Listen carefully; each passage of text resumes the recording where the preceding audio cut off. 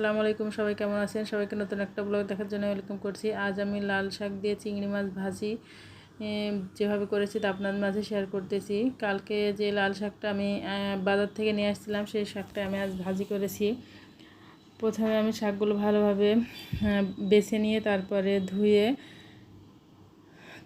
চুলাতে দিয়ে দিয়েছি, একটু লবণ দিয়ে সিদ্ধ করে নিচ্ছি। লাল শাকের পানিটা আমি ফেলবো না, লাল শাকের পানিটা অনেক পুষ্টিকর। এটা আমি চুলার আঁচেই ভালোভাবে পানিটা শুকিয়ে নিয়েছি।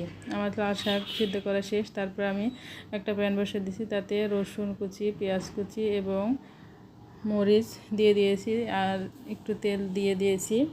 দিয়ে চিংড়ি মাছগুলো দিয়ে দিচ্ছি।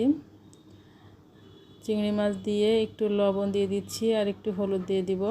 দিয়ে ভালোভাবে নেড়েচেড়ে লাল লাল হয়ে আসলে আমি শাকগুলো ঢেলে দেব। যে শাকগুলো আমি সিদ্ধ করে রাখছিলাম, এই যে শাকগুলো আমি ঢেলে দিচ্ছি। দিয়ে ভালোভাবে নেড়েচেড়ে ভাজা ভাজা করে নেব চুলাতে। এই যে দেখেন, আমার ভাজা ভাজা করে নেওয়া হয়ে গেছে। এই চিংড়ি মাছ দিয়ে লাল শাকটা কিন্তু অনেক মজা লাগে, সবাই একবার বাসায় ট্রাই করবেন।